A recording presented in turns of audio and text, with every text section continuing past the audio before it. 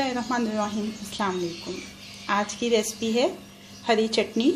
ये हरी चटनी मल्टीपर्पज़ है, कई चीज़ों में आप इस्तेमाल कर सकते हैं। चाट बनाएं तो उसमें इस्तेमाल कर सकते हैं, फलों की हो या चनों की हो।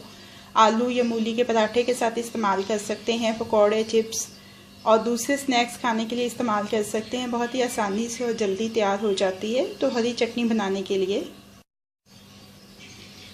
2 सब्ज़ मिर्चें, सब्ज़ धनिया 1/4 प्याली,